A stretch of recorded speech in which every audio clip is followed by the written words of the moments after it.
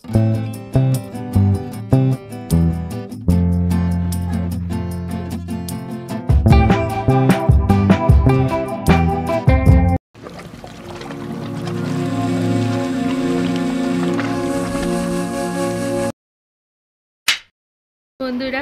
কেমন আছো তোমরা সবাই? আশা করি সবাই খুব ভালো আছো, আর আমিও ভালো থাকার চেষ্টা করছি। এত গরমে না অসহ্য লাগছে, আর ভালো লাগছে না বলো।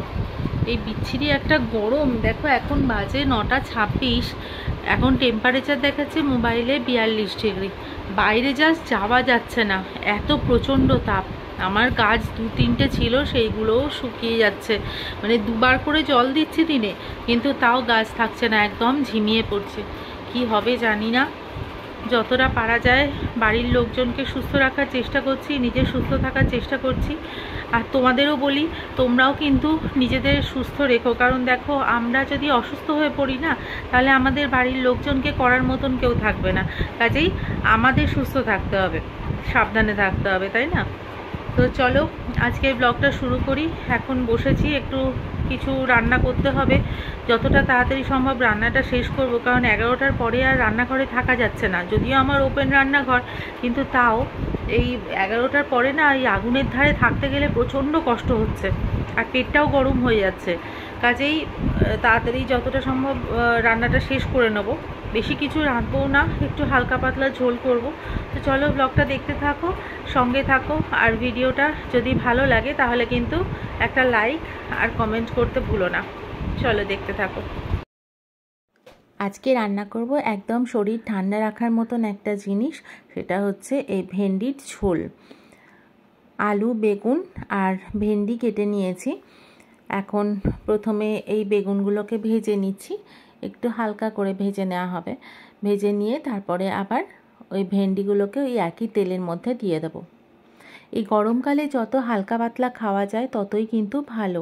বেশি রিচ মশলাদার খাবার খেলে কিন্তু হজম হতে চায় না। তাই এখন এরকম হালকা হালকা করেই রান্না করছি।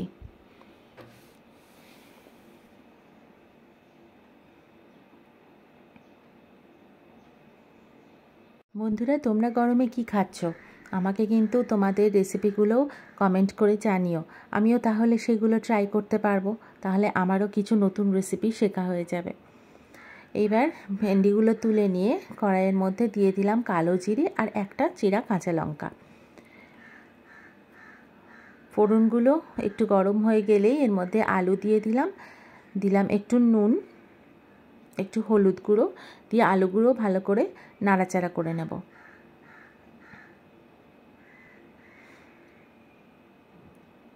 এবার এর মধ্যে আবার ওই ভাজা ভেন্ডি আর বেগুন একসঙ্গে দিয়ে দিলাম। দিয়ে এবার ভালো করে কষিয়ে নেব। আর কোনো মশলা কিন্তু এর মধ্যে যাবে না, একদম সামান্য তেলে সুন্দরভাবে একটা ঠান্ডা ঠান্ডা সবজি তৈরি হবে। এর মধ্যে দিয়ে দিলাম একটু চিনি। এটা কিন্তু হালকা মিষ্টি, নুন আর ঝাল, এতেই কিন্তু এর স্বাদ। খানিকটা নাড়াচাড়া করে আরও কিছু জিরা কাঁচা লঙ্কা দিয়ে গরম জল দিয়ে দিলাম। আর এই দেখো, বাজার থেকে আজকে নিয়ে এসেছিলাম পার্শে মাছ। সেই মাছটাকেই ধুয়ে নুন হলুদ মাখাচ্ছি। আর একটু করব একদম পাতলা করে সর্ষে বাটা দিয়ে পার্শে মাছের ঝাল। কী যে খাবো কিছুই বুঝে উঠতে পারছি না, জানো তো। আবার ছেলেটা ছোটো মাছ খেতেও চায় না, বলে কাঁটা কাঁটা মা, কাঁটা মাছ খাবো না, সমানে চিৎকার করে। ওই জন্য ভয়ে ভয়ে এনেছি ঠিকই, দেখা যাক খায় কি না, কিন্তু খেতে তো হবেই। এখন ওই বড় কাতলা, রুই এইসব মাছগুলো না খাওয়া একদম উচিত নয়। কথা বলতে বলতে এদিকে ভেন্ডির ঝোলটাও হয়ে এসেছে। এই দেখো, ভেন্ডির ঝোল কমপ্লিট। এবার মাছের ঝালটা করলেই হয়ে যায়। বেলা 11টার মধ্যে আমি রান্না কোনোভাবে শেষ করবই। আমি আর তারপরে রান্নাঘরে কিছুতেই থাকবো না। এখন আমি এইটাই টার্গেট নিয়ে নিয়েছি, জানো তো। মাছগুলো ভাজতে দিয়ে দিলাম কড়াইয়ে। কি বলো তো, বেশিক্ষণ রান্নাঘরে থাকলে না কীরকম গায়ের মধ্যে যেন জ্বালা পোড়া করছে। বাইরে 42 ডিগ্রি টেম্পারেচার, সেই তাপটা রান্নাঘরের জানলা দিয়ে ঢুকছে, আবার তারপরে আগুন জ্বলছে। মানে একটা ভয়ঙ্কর ব্যাপার। কম খাই তাও ভালো, কিন্তু এত গরম আর সহ্য করা যাচ্ছে না, তাই না বলো? মাছ ভাজা হয়ে গেছে। এবার কড়াইয়ে দিয়ে দিলাম আলু আর নুন হলুদ, ভালো করে নাড়াচাড়া করে একটা টমেটো দিয়ে সর্ষে বাটা করেছিলাম, সর্ষে বাটাটা দিয়ে দিলাম কড়াইয়ে। ব্যাস একটু নাড়াচাড়া করে জল দিয়ে কষিয়ে নিলেই রেডি মাছের ঝাল। এই যে হয়ে গেছে পার্শে মাছের ঝাল। ব্যাস আজকের মতন এইখানেই আমার রান্নার ইতি। আর জলখাবারে করে নিয়েছিলাম এই দেখো, এটাই হচ্ছে আজকে আমাদের ব্রেকফাস্ট, ব্রেড টোস্ট আর শশা। আর হ্যাঁ বন্ধুরা, কাজ করতে করতে বারে বারে কিন্তু জল খেতে ভুলো না, আর গ্লাসে করে কিন্তু অবশ্যই খেও, উঁচু করে নয়। আর এই দেখো ঠান্ডা হওয়ার জন্য আরেকটা জিনিস, আমার আর ছেলে দুটো গ্লাস নিয়েছি, নর্মাল জল যেটা সেটা দিয়েছি। ফ্রিজের জলও কিন্তু এখন বেশি খাওয়া উচিত নয়। এর মধ্যে দিয়ে দেব গুড়ের বাতাসা। এই বাতাসাগুলো ভিজে গেলে এর মধ্যে একটু লেবু চেপে খেলেও কিন্তু দারুণ একটা সুস্বাদু খাবার, কিন্তু তোমরা ঠান্ডা ঠান্ডা ভালো খেতে পারো।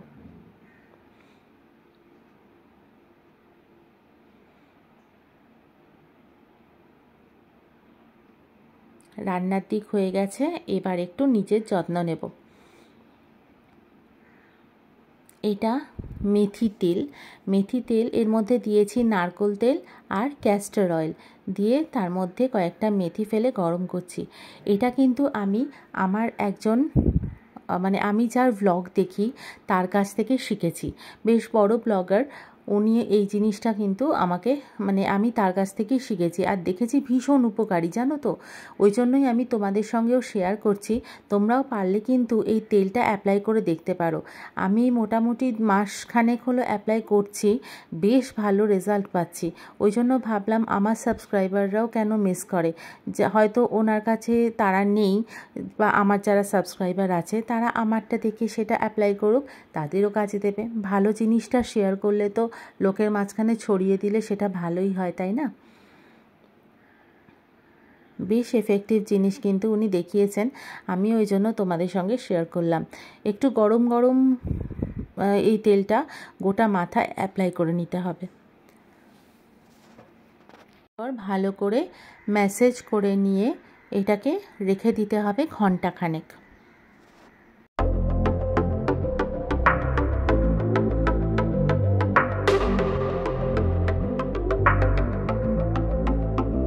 It's been 4 weeks, 4 days, 7 hours since I talked to you. Somehow I never crossed your mind. এবার স্কিন কেয়ার, এটা কি নিয়েছি বলো তো? এটা হচ্ছে চাল আর মুসুরির ডালের গুঁড়ো, নর্মাল চাল যেটা আমরা খাই। তার মধ্যে দিয়ে দিলাম ওই 1 চামচ মতো বেসন, আর দেব টক দই আর একটু হলুদটা কাঁচা হলুদ বাটা হলে আরও বেশি ভালো হয়, তবে কাঁচা হলুদ বেটে নেওয়া এখন আর আমার পক্ষে সম্ভব নয়, তাই গুঁড়ো হলুদ দিয়েই চালিয়ে দিচ্ছি। আর দেব কয়েক ফোঁটা লেবুর রস দিয়ে মিশ্রণটাকে ভালো করে চামচ দিয়ে মিশিয়ে নেওয়ার পরে এই দেখো, এবার মুখটা একটু ফেস ওয়াশ দিয়ে ধুয়ে নিয়ে তারপর গোটা মুখে, আর যেই যে জায়গাগুলো বাইরে থাকে আমাদের রোদে বেরোলে যে জায়গাগুলো পড়ে, তো সেই জায়গাগুলোতে এই মিশ্রণটা ভালো করে লাগিয়ে দিতে হবে। পুরো মুখে গায়ে অ্যাপ্লাই করার পরে মিনিট 30 মতন রাখতে হবে, রাখার পরে ধুয়ে ফেলবে। দেখবে এটা কিন্তু ভীষণ এফেক্টিভ, ট্যান রিমুভ করে দারুণভাবে। সবসময় তো পার্লার যাওয়া সম্ভব হয়ে ওঠে না আমাদের পক্ষে, এবার সেই অভাবটা পূরণ করার জন্য কিন্তু এইরকম ঘরোয়া টোটকাগুলো খুব ভালো কাজে দেয়। তো সেগুলোই আজকে আমি তোমাদের সঙ্গে শেয়ার করলাম। দেখেছো মুখটা কতটা ফ্রেশ হয়ে গেছে, কপালে গালে এই গলায় যে ট্যানগুলো হয়েছিল না, প্রচণ্ডভাবে ট্যান পড়েছিল, সেগুলো কিন্তু উঠে গেছে। এবার আমি অ্যাপ্লাই করছি গুড ভাইবসের রোজমেরি টোনার।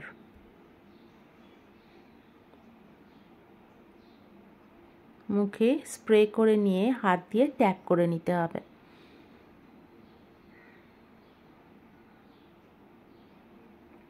এই টোনারটা কিন্তু বেশ ভালো। ফেস প্যাকটা মাখলে মুখটা কিন্তু সত্যিই পরিষ্কার হয় আর ট্যান সমস্ত উঠে যায়। তোমরা কিন্তু ট্রাই করে দেখতেই পারো। এই দেখো চুলটা কি সফট হয়েছে, দেখো একদম মনে হচ্ছে যেন স্পা করে এসছি পার্লার থেকে। এরপরে এই ভিজে চুলেই অ্যাপ্লাই করে দেবো সিরাম। আমি ইউজ করি গোদরেজের সিরাম, সেটাই এই দেখো এইটা অ্যাপ্লাই করব আমি এখন চুলে। গোড়ায় সিরাম কিন্তু ব্যবহার করা চলে না, চুলের নিচের অংশটাতে ভালো করে সিরামটা দিয়ে দিলাম। ব্যাস আমার skin care hair care complete. সপ্তাহে মোটামুটি আমি 2 দিন শ্যাম্পু করি, বুধবার আর রবিবার, এই 2 দিনই আমি শ্যাম্পু করি। আর এই যে প্যাকটা তোমাদের দেখালাম, এটা যদি তোমরা সপ্তাহে 3 দিন করে ইউজ করতে পারো তাহলে কিন্তু খুব ভালো কাজ দেবে। তো এই টোটকাগুলো নিজেদের জন্য আর কি, নিজেদের শরীরের জন্য কিন্তু বেশ ভালো। মাঝে মাঝে কিন্তু নিজেদের প্যাম্পার করলে কাজে এনার্জিটা আরও দ্বিগুণ হয়ে যায়, তাই না?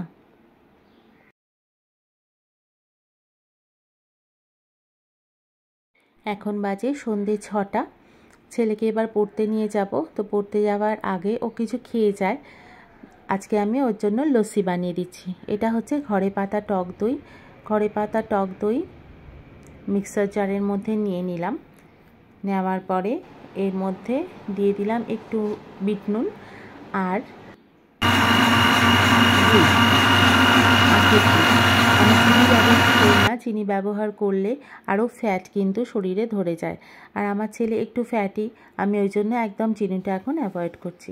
এই যে পড়তে চলে এসেছে, ওকে পড়তে দিয়ে এবার বাড়ি ফিরবো। দিয়ে চলে এসেছি পড়তে, আবার একটু পরে আনতে যাব।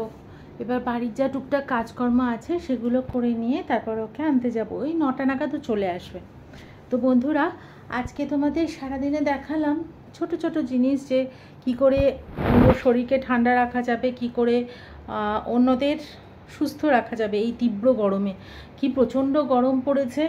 আর এই সব ঠান্ডা ঠান্ডা জিনিস, যেমন ধরো আরেকটা জিনিস আমি দেখাতে ভুলে গেছি, এক তালমিছরি কিন্তু ভিজিয়ে রেখে দিতে পারো। যাদের ছেলে মেয়েরা ধরো স্কুলে যাচ্ছে বা পড়তে টড়তে যাচ্ছে, এসে ওই তালমিছরি ভেজানো জলটা যদি খায় না, শরীরটা অনেকটা কিন্তু ঠান্ডা হবে।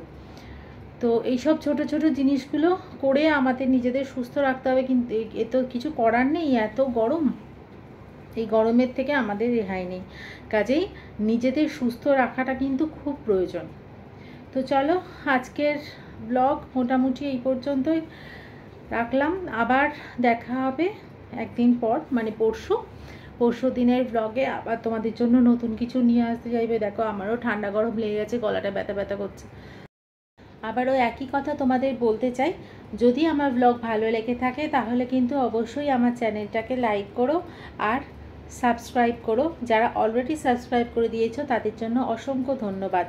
আর কমেন্ট করে আমার ভুল ত্রুটিগুলো কিন্তু তোমরা ধরিয়ে দিও, কারণ না হলে আমি বুঝতে পারবো না যে তোমাদের কেমন ধরনের ব্লগ ভালো লাগে, কেমন ধরনের ব্লগ তোমরা আমার কাছ থেকে এক্সপেক্ট করো। কাজেই কমেন্ট করে প্লিজ আমাকে কিন্তু এগুলো জানিও, যে ব্লগটা কেমন লাগছে বা কি ইমপ্রুভমেন্ট করলে তোমাদের আরও ভালো লাগবে, বা তোমরা কিছু দেখতে চাইছো সেটা, সেই সমস্ত কিছু কিন্তু আমাকে কমেন্টের মাধ্যমে তোমরা অবশ্যই জানাবে। আমি অপেক্ষায় থাকবো। তো চলো, আজকের মতো এই পর্যন্তই। টাটা। আবার খুব তাড়াতাড়ি তোমাদের সঙ্গে দেখা হবে মনমিতু লাইফস্টাইল ব্লগে। টাটা। তো বন্ধুরা, আজকের ব্লগে আরেকটু লাস্টে যোগ করে দিলাম। ছেলের পড়া হয়ে গেছে, ওখান থেকে একটু মায়ের বাড়ি এসেছিলাম। এসে এই যে মা দই বড়া করে রেখেছিল, সেই দই বড়াটা খেয়ে তারপরে আমরা বাড়ি যাব। এটাও কিন্তু বেশ মুখরোচক আর বেশ ঠান্ডা ঠান্ডা দারুণ লাগে গরমকালে খেতে। আমার তো ভীষণ ভালো লাগে দই বড়া খেতে। তোমাদের দই বড়া কার কার পছন্দ কমেন্ট করে কিন্তু অবশ্যই জানিও। আর তোমাদের কমেন্টের অপেক্ষায় থাকলাম। আবার দেখা হবে পরের ব্লগে খুব তাড়াতাড়ি। ততক্ষণের জন্য টাটা।